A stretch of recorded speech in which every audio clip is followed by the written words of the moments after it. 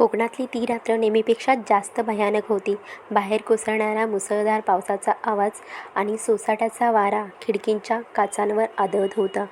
कुशल आपल्या अभ्यासाच्या खोलीत बसून टेबल लॅम्पच्या अंधुक प्रकाशात काही कागदपत्रे चाळत होता.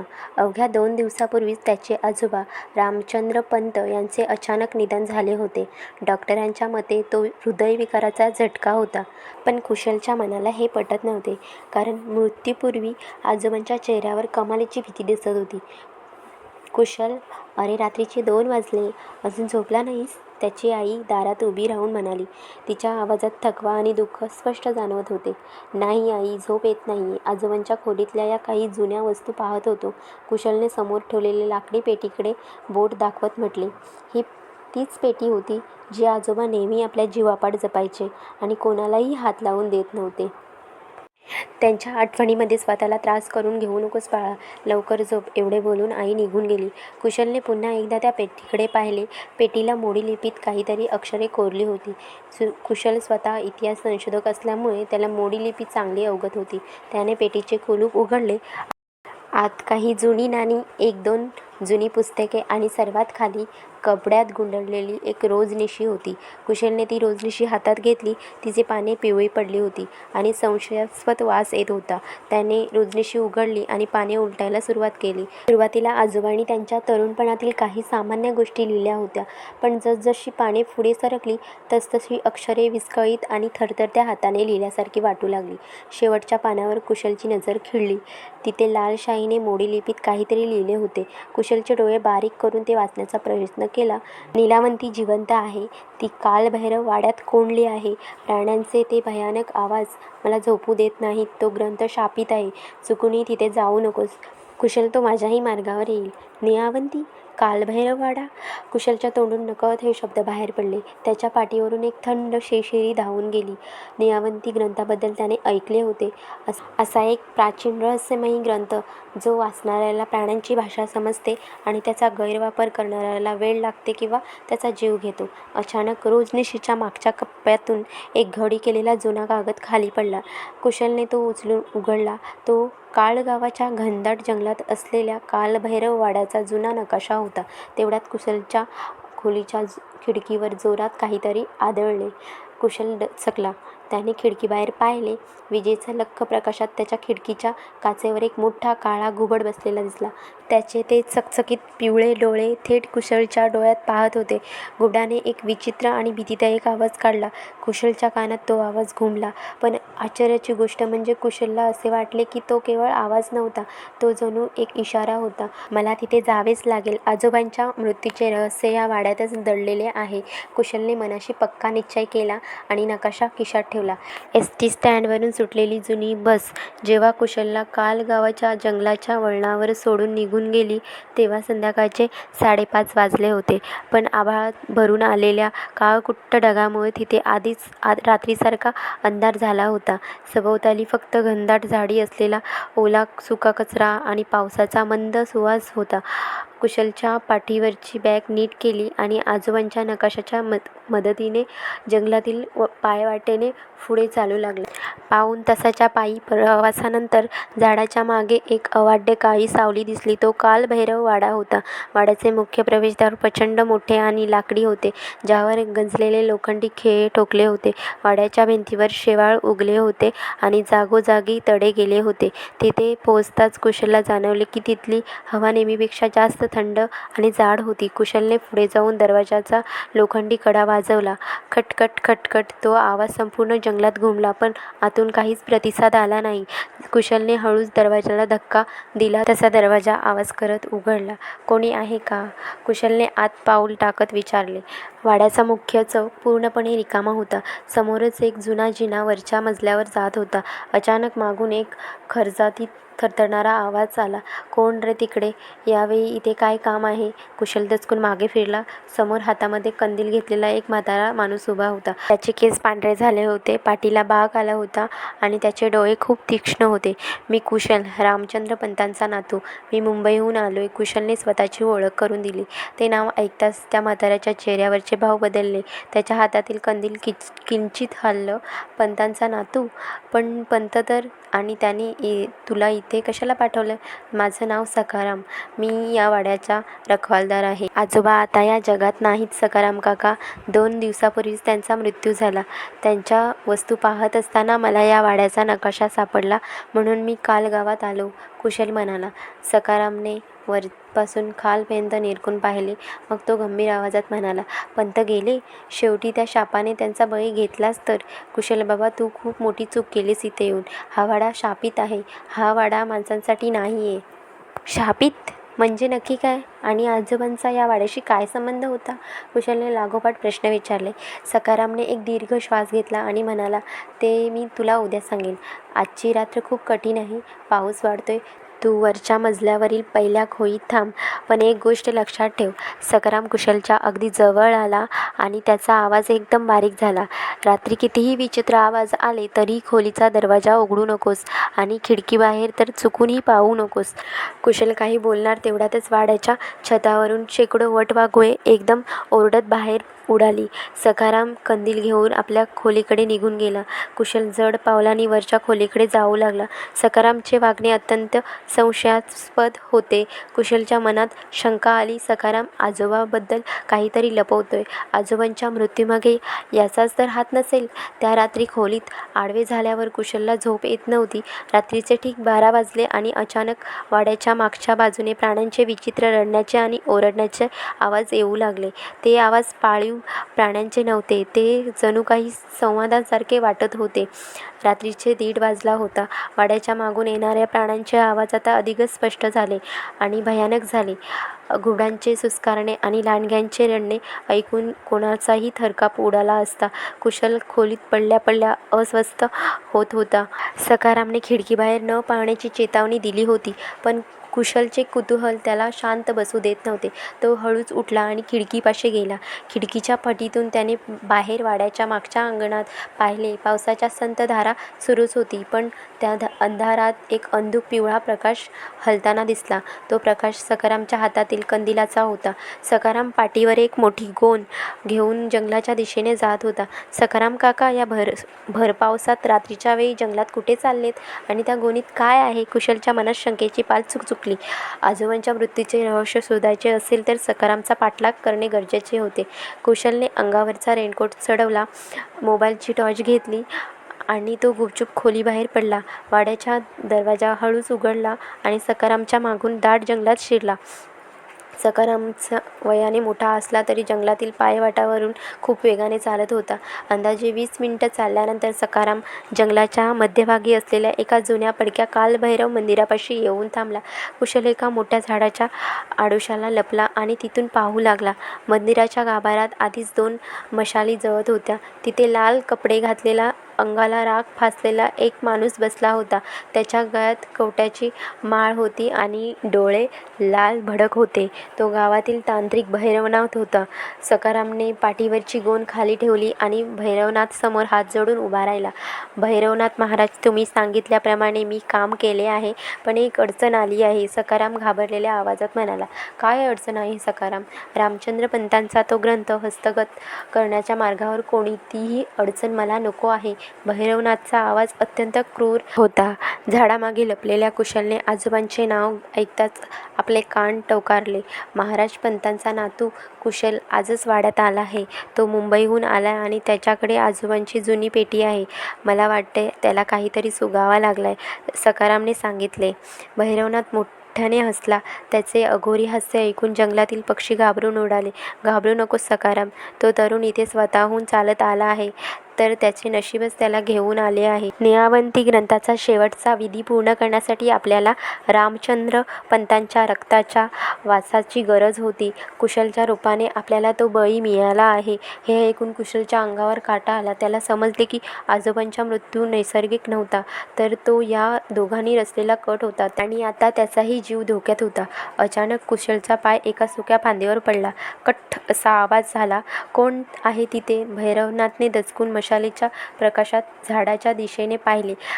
सखारामने हातातील कंदील वर केला. कुशलचे श्वास रोखले गेले. तो आता पूर्णपणे पकडला जाणार होता. कोण आहे तिथे? भैरवनाथचा जो गरजणारा आवाज ऐकून कुशलच्या काळजाचा ठोका चुकला. भैरवनाथने बाजूला ठेवलेली एक जळती मशाल हातात घेतली आणि तो कुशल लपला होता त्या झाडाच्या दिशेने चालू लागला. सखारामनेही आपला कंदील पुढे केला. कुशलला माहिती होते की आता एका क्षणाचाही उशीर केला तर त्याचा जीव जाणार होता. त्याने मागे वळून वाड्याच्या दिशेने जोरात पळायला सुरुवात केली. सखाराम कोणीतरी आपला माग काढत इथपर्यंत आलं होतं. पकड त्याला, तो निसटता कामा नये, भैरवनाथ कडाडला. कुशल जंगलाच्या अंधाऱ्या आणि निसटणाऱ्या वाटेवरून जीवाच्या आकांताने पळत होता. पाठीमागून सखाराम आणि भैरवनाथच्या पळण्याचा आवाज येत होता. पाऊस वाढला होता आणि चिखलामुळे कुशलचा पाय वारंवार घसरत होता. झाडांच्या फांद्या त्याच्या चेहऱ्यावर, हातावर ओरखडे ओढत होत्या. त्याच्याकडे त्याचे लक्ष नव्हते. पळता पळता कुशलने मागे वळून पाहिले. त्याला मागून येणाऱ्या मशालीचा प्रकाश दिसत होता.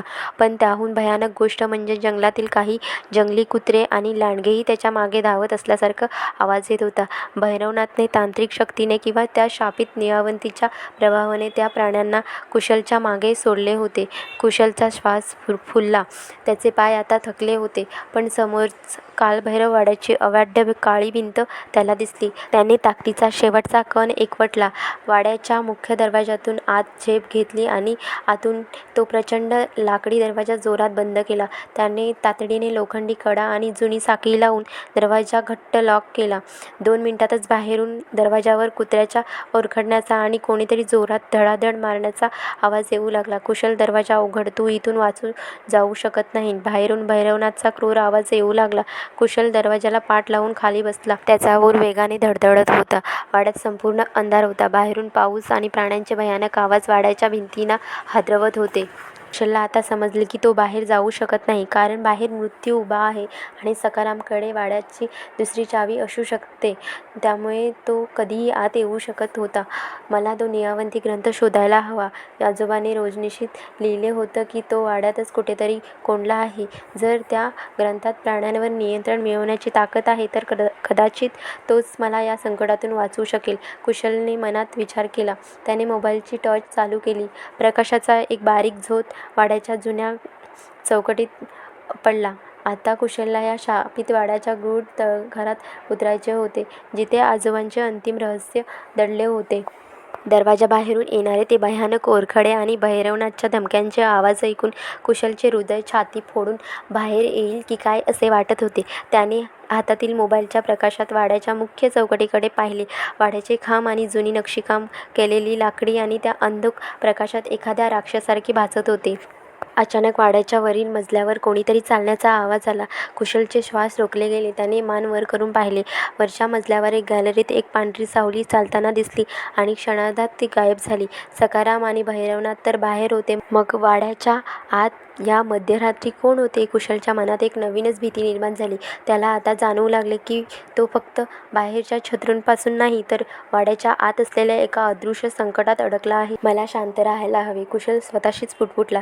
त्याने रोजनिशीतील आजोबांचे शब्द आठवले. तो ग्रंथ वाड्यातच कोंडला आहे. तो सावध पावले टाकत वाड्याच्या मागच्या बाजूला असलेल्या स्वयंपाकघराच्या दिशेने गेला.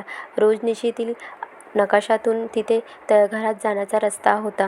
एका जुन्या लाकडी कपाटाच्या मागे त्याला जमिनीमध्ये बसवलेला लोखंडी दरवाजा दिसला. त्याला मोठे गंजलेले कुलूप होते. कुशलने आजोबांच्या पेटीतून आणलेली जुनी चावी काढून कुलूपात फिरवली. एक कर्कश आवाज करत कुलूप उघडले. लोखंडी दरवाजा वर उचलताच आतून एक कुजट, जुनाट आणि ओला सुवास बाहेर आला. आत खाली जाणाऱ्या काळकुट्ट पायऱ्या दिसत होत्या. कुशल मोबाईलची टॉर्च धरून हळूहळू खाली उतरू लागला. तळघरातील हवा अतिशय थंड होती आणि तिथे कमालीची शांतता होती. तळघराच्या शेवटी एक मोठी खोली होती. तिथे जुनी कपाटे, काही तांब्या पितळेची भांडी आणि धूळ खाल्लेली माखलेली सामान पडले होते. कुशलने टॉर्च फिरून शोधायला सुरुवात केली. एका कोपऱ्यात एका जुन्या लाकडी टेबलावर एका काचेची पेटी होती आणि त्या पेटीच्या आत लाल कपड्यात गुंडाळलेली एक जाड हस्तलिखित ग्रंथ होता. त्या ग्रंथाच्या कवरावर मोडी लिपीत चमकणारे शब्द लिहिले होते, नियावंती. कुशलने सुटकेचा श्वास घेतला आणि तो ग्रंथाच्या दिशेने पुढे वळला. पण तो ग्रंथ उचलणार तेवढ्यात तळघराच्या दाराशी एक सावली उभी होती. कुशल दचकून मागे फिरला आणि त्याने टॉर्चचा प्रकाश त्या सावलीवर टाकला. प्रकाश पडताच कुशलच्या पायाखालची जमीनच सरकली. समोर उभी असलेली व्यक्ती दुसरी तिसरी कोणी नसून स्वतः सखाराम होता. पण आश्चर्याची गोष्ट म्हणजे सखारामच्या अंगावर रेनकोट नव्हता. तो पूर्णपणे कोरडा होता आणि त्याच्या हातातील कंदीलही नव्हता. त्याच्या चेहऱ्यावर मगाशी दिसणारी भीती आणि क्रूरता नव्हती, तर एक प्रचंड शांतता आणि दुःख होते. सखाराम काका, तुम्ही आत कसे आलात? मुख्य दरवाजा तर बंद होता, कुशलने भीतीने थरथरत विचारले. तो मागे सरकला आणि त्याने ग्रंथाला आपल्या पाठीमागे लपवले. सखाराम काहीच बोलला नाही. त्याने फक्त हळूच आपला हात वर केला आणि तळघराच्या भिंतीकडे बोट दाखवले. कुशलने टॉर्चचा प्रकाश त्या भिंतीवर टाकला. तिथे एक जुन्या काळातील मोठे तैलचित्र लावलेला होते. त्या चित्रात कुशलच्या आजोबा तरुण वयात उभे होते आणि त्यांच्या बाजूला अगदी तरुण वयातील सखाराम उभा होता. पण धक्कादायक गोष्ट म्हणजे त्या चित्राच्या खाली एका पाटीवर लिहिले होते, रामचंद्र पंत आणि त्यांचे एकनिष्ठ सेवक कै सखाराम, 1895. कुशलचे डोके चक्रावले. जर सखारामचा मृत्यू 1895 झाला होता, तर मगाशी वाड्याच्या बाहेर आणि जंगलात त्याच्याशी बोलणारा भैरवनाथसोबत कट रचणारा माणूस कोण होता? आणि आता त्याच्यासमोर उभा असलेला सखाराम कोण आहे? कुशलला समजले की हा खेळ जितका दिसतोय त्यापेक्षा खूप जास्त भयानक आणि गुंतागुंतीचा आहे. तळघरातील त्या जुन्या तैलचित्रावर लिहिलेले तारीख पाहून कुशलच्या अंगावर काटा आला. 1895 सखारामचा मृत्यू झाला होता. मग बाहेर असलेला माणूस कोण? कुशलचे डोके पूर्णपणे बधीर झाले होते. त्याने भीतीने थरथरत समोर पाहिले तर दाराशी उभी असलेली सखारामची ती शांत सावली हळूहळू हवेत विरघळून गेली होती. कुशलला समजले की तो सखारामचा आत्मा होता. तो त्याला सावध करायला आला होता. याचा अर्थ बाहेर जो माणूस सखाराम बनून फिरतोय तो आजोबांचा जुना सेवक नाही, तो कोणीतरी दुसराच आहे, कुशल स्वतःशीच म्हणाला. तेवढ्यात तळघराच्या पायऱ्यांवरून कोणीतरी येण्याचा आवाज आला.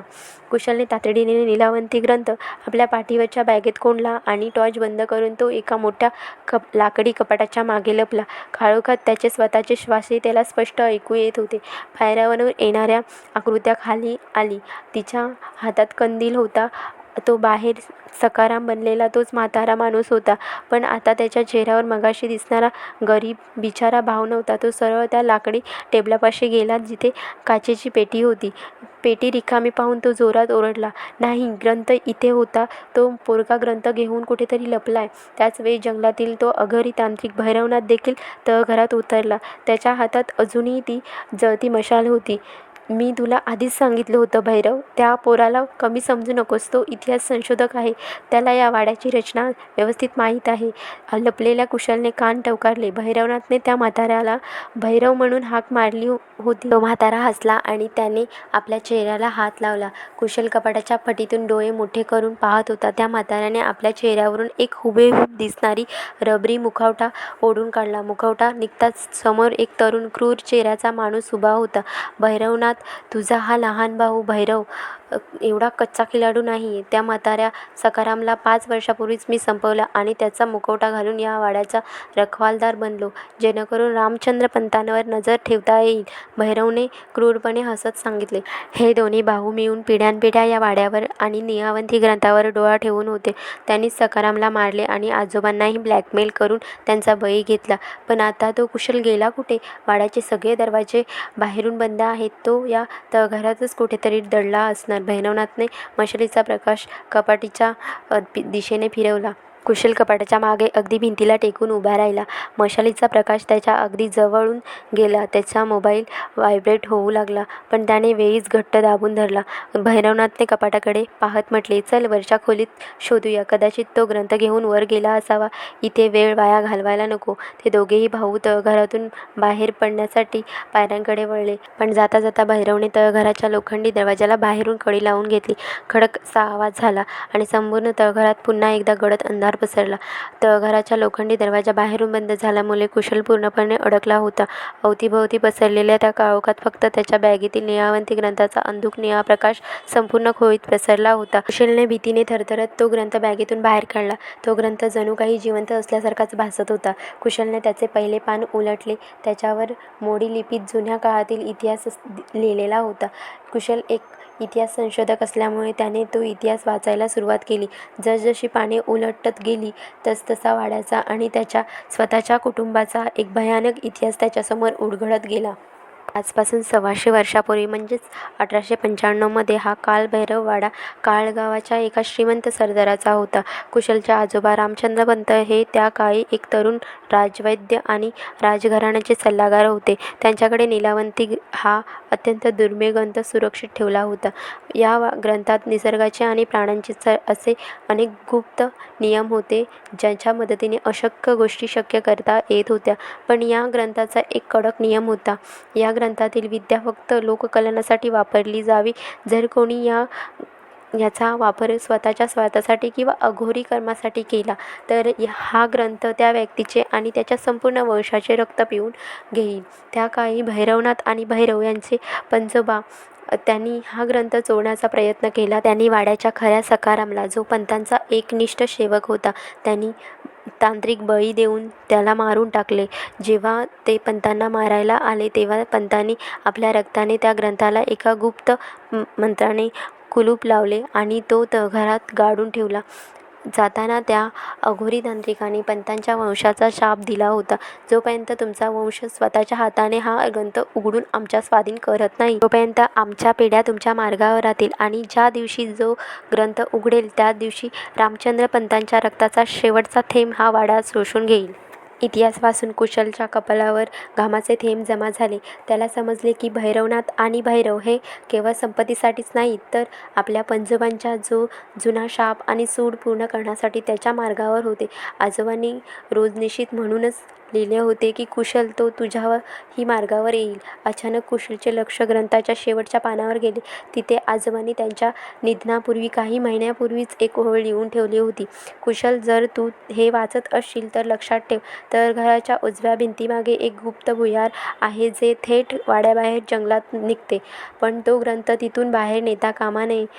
भैरवनाथला वाटते की ग्रंथ उघडल्याने त्याला ताकद मिळते, पण त्याला माहीत नाही की ग्रंथ चुकीच्या हाताने उघडल्यास काय होते. तेवढ्यात तळघराच्या लोखंडी दरवाजावर कुऱ्हाडीने मारल्यासारखा जोरात आवाज आला. धडक धडक. भैरव, कुलूप तोड. मला आतून निळा प्रकाश दिसतोय. तो पोरगा आतच आहे आणि त्याच्याकडे ग्रंथ आहे. बाहेरून भैरवनाथचा ओरडण्याचा आवाज आला. कुशलने तातडीने ग्रंथ बंद केला आणि उजव्या भिंतीकडे धावला. तिथल्या एका मोठ्या दगडाला त्याने जोरात धक्का दिला. तसा एक गुप्त दरवाजा खसखसून उघडला. आत एक अरुंद भुयार दिसत होते. पण कुशल आता संभ्रमात पडला होता. तो ग्रंथ घेऊन भुयारातून पळून जाऊ की आजोबांचा सूड घेण्यासाठी इथेच थांबू, भैरवनाथसाठी एक सापळा रचू? तळघराच्या दरवाजा तोडण्याचा आवाज अधिकच वाढत होता. कुशलने वेळ न गमावता तो ग्रंथ बॅगेत कोंडला आणि उजव्या भिंतीतील गुप्त भुयारात प्रवेश केला. त्याने मागून तो दगडाचा दरवाजा पुन्हा व्यवस्थित बंद केला, जेणेकरून भैरवनाथला त्याचा सुगावा लागणार नाही. भुयार अत्यंत अरुंद, अंधारे आणि ओलसर होते. सभोवताली वटवाघळाचे चित्कार आणि पाण्याचे थेंब टपकण्याचा आवाज येत होता. कुशल मोबाईलच्या प्रकाशात वेगाने पुढे चालत होता. अंदाजे 10 मिनिटे चालल्यानंतर भुयाराचा रस्ता 2 वेगवेगळ्या दिशांना फुटला. नकाशात या दुभागलेल्या रस्त्याचा उल्लेख नव्हता. कुशल गोंधळला. तेवढ्यात त्याला डाव्या बाजूला रस्त्यावरून एक अंधुक प्रकाश, कोणाच्या तरी रडण्याचा आवाज आला. कुशल सावध पावले टाकत डाव्या भुयारात पुढे गेला. समोर जे दृश्य होते ते पाहून त्याच्या शरीरातील रक्ताचे पाणी झाले. तिथे भुयाराच्या एका कोपऱ्यात साखळीने बांधलेला एक म्हातारा माणूस अत्यंत अशक्त अवस्थेत पडला होता. त्याचे पांढरे केस रक्ताने माखले होते. कुशलने जवळ जाऊन त्याच्या चेहऱ्यावर टॉर्चचा प्रकाश टाकला. तो चेहरा हुबेहूब सखारामसारखा होता. तुम्ही सखाराम काका? कुशलने आश्चर्याने आणि भीतीने विचारले. तो म्हातारा माणूस डोळे उघडून थरथरत्या आवाजात म्हणाला, होय कुशल बाबा, मीच खरा सखाराम आहे, रामचंद्र पंतांचा एकनिष्ठ सेवक. पण मग 1895 ते तेलचित्र आणि वर तो म्हातारा मुखवटा घालून फिरत होता तो कुशलला गोंधळ उडाला. सखारामने अशक्तपणे हसत सांगितले, बाबा ते तेलचित्र माझ्या पंजोबांचे होते, ज्यांचे नावही सखारामच होते. आमची पिढी पिढ्यानपिढ्या पंतांच्या कुटुंबांची सेवा करत आली आहे. 5 वर्षापूर्वी भैरव आणि भैरवनाथने मला इथे डांबून ठेवले. वर जो फिरतोय तो भैरव आहे. त्यांनी मला जिवंत ठेवले कारण माझ्याकडून त्यांना निळावंती ग्रंथाचे शेवटचे रहस्य जाणून घ्यायचे होते. कुशलला आता मूळ रहस्य समजले. तेलचित्रातील सखाराम हा दुसरा कोणी नसून हा सखारामचा पंजोबा होता. सखाराम जिवंत आहे हे समजल्यावर कुशलला थोडा धीर आला. तो सखारामच्या साकळ्या तोडण्यासाठी पुढे सरसवला. पण त्याच वेळी सखारामने कुशलच्या बॅगेकडे पाहिले. तिथून निळा प्रकाश बाहेर येत होता. सखारामच्या डोळ्यात अचानक एक वेगळी चमक आली. तो अचानक क्रूरपणे हसला आणि त्याचा आवाज एकदम बदलला. कुशल बाबा, शेवटी तू ग्रंथ शोधून काढलास. आता तो ग्रंथ माझ्या हवाली कर. सखाराम ओरडला. कुशल दचकून मागे सरकला. सखाराम काका, तुम्ही हे काय बोलतात? काका? कसला काका? कुशल, तुला काय वाटले की भैरवनाथ आणि भैरव हेच तुझे खरे शत्रू आहेत?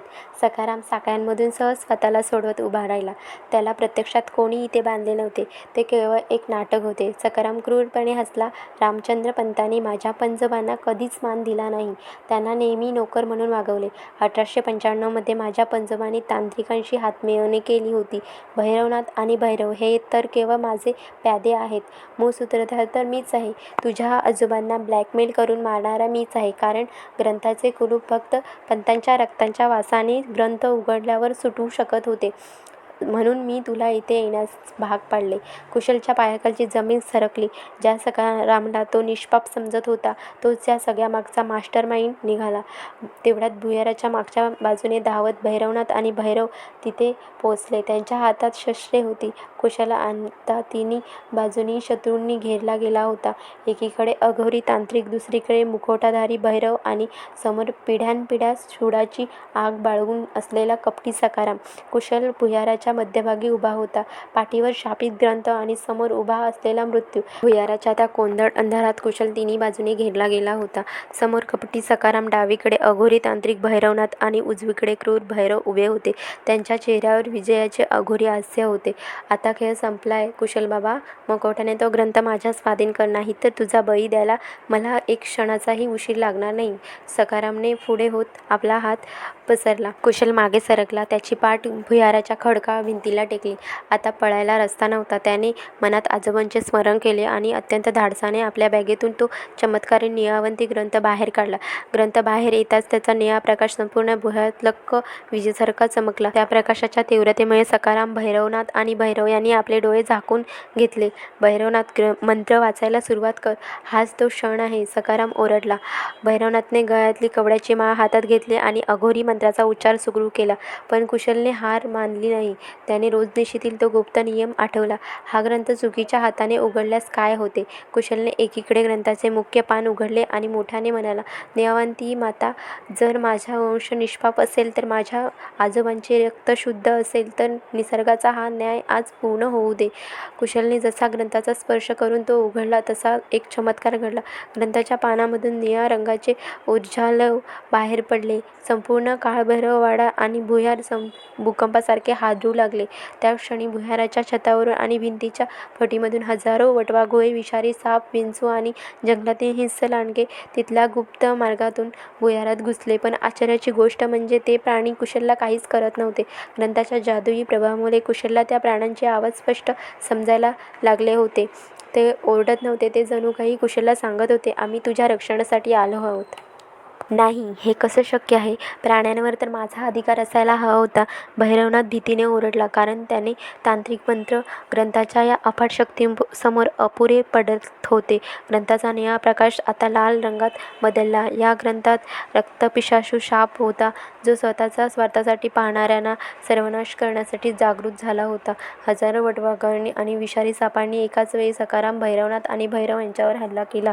वाचवा, आम्हाला वाचवा, या तिघांनी किंचाळ्यांचे आवाज भुयारात घुमले. त्यांच्या पंजोबांनी 1895 मध्ये दिलेला शापाचा उलटा फटका त्यांच्याच वंशाला बसला होता.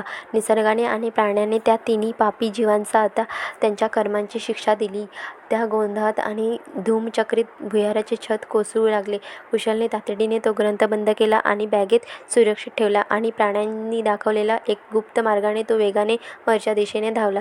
भुयाराचे छत कोसळत असताना कुशलने प्राण्यांनी दाखवलेल्या मार्गाने जीवाच्या आकांताने पळायला सुरुवात केली. मागे सखाराम, भैरवनाथ आणि भैरव यांच्या किंचाळ्यांचे आवाज हळूहळू ढिगाऱ्याखाली दाबले गेले. कुशल एका अरुंद फटीतून शेवटी जंगलाच्या खुल्या हवेत बाहेर पडला. बाहेर सकाळची पहिली किरणं पडत होती. पाऊस थांबला होता आणि कालभैरव वाड्याचा एक मोठा भाग भुयारासोबतच जमिनीदोस्त झाला होता. कुशलने सुटकेचा श्वास घेतला. त्याच्या पाठीवरच्या बॅगेत निळावंती ग्रंथ सुरक्षित होता. त्याने आपल्या आजोबांच्या मृत्यूचा सूड घेतला आणि त्या शापित वाड्याचा अंत केला होता. 2 दिवसांनंतर कुशल आपल्या मुंबईच्या घरी परतला. वाड्यात घडलेल्या त्या भयानक घटनेतून तो अजूनही सावरला नव्हता. तो आपल्या अभ्यासाच्या खोलीत बसून आजोबांच्या त्या जुन्या रोजनिशीची पाने पुन्हा एकदा पाहत होता. कथेचा शेवट गोड झाला होता, पण कुशलच्या मनात एक शंका अजूनही घोळत होती.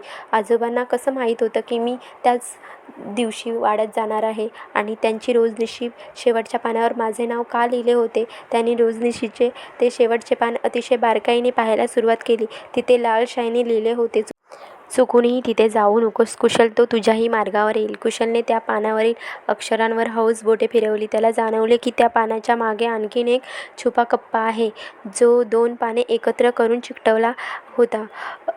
कुशलने ब्लेडच्या साहाय्याने ती 2 पाने हळूच वेगवेगळी केली. आत लपलेले एक छोटे जुने पत्र खाली पडले. ते पत्र आजोबांनी त्यांच्या निधनाच्या अवघ्या काही तास आधी लिहिले होते. कुशलने ते पत्र उघडले आणि वाचायला सुरुवात केली. जसजसा तो पुढे वाचू लागला तसतसे त्याचे डोळे आश्चर्याने मोठे झाले आणि त्याच्या हातातील पत्र खाली निसटले. त्या पत्रात लिहिले होते, प्रिय कुशल, जर तू हे पत्र वाचत असशील तर याचा अर्थ तू कालभैरव वाड्यातून जिवंत परत आला आहेस आणि निळावंती ग्रंथाचा शाप संपवला आहेस. मला माहीत होते की तू तिथे जाणार, कारण मीच तुला तो रोजनिशीचा आणि नकाशाचा सुगावा दिला होता. पण बाबा, तुला एक अंतिम सत्य सांगावे जे मी नेहमी जगापासून लपवून ठेवले. 1895 मध्ये ज्या तांत्रिकाने वाड्यावर हल्ला केला होता त्याचा अंत माझ्या वडिलांनी तुझ्या पंजोबांनी तांत्रिक विद्येनेच केला होता. पण तो ग्रंथ सुरक्षित ठेवण्यासाठी माझ्या वडिलांनी स्वतःच्या रक्ताचा बळी दिला होता. त्यानंतर आमच्या कुटुंबाला प्राण्यांची भाषा समजण्याचे ते गुप्त ज्ञान पिढ्यानपिढ्या मिळत गेले. भैरवनाथ आणि सखाराम माझ्या मार्गावर नव्हते, मी त्यांच्या मार्गावर होतो. माझ्या वयामुळे मी त्यांचा अंत करू शकत नव्हतो, म्हणून मी हृदयविकाराच्या झटक्याने मरण्याचे नाटक केले. होय कुशल, मी जिवंत आहे. तुझा आजोबा रामचंद्र पंत जिवंत आहे. मी सखारामच्या रूपात तुला वाड्यात भेटलो होतो. जो म्हातारा सखाराम तुला पहिल्यांदा वाड्यात कंदील घेऊन भेटला, ज्याने तुला खिडकी बाहेर न पाहण्याचा इशारा दिला, तो दुसरा कोणी नसून मीच होतो. मी त्या शत्रूंना भुयारात एकत्र आणण्यासाठी आणि त्यांचा अंत करण्यासाठी सखारामचे रूप घेतले होते.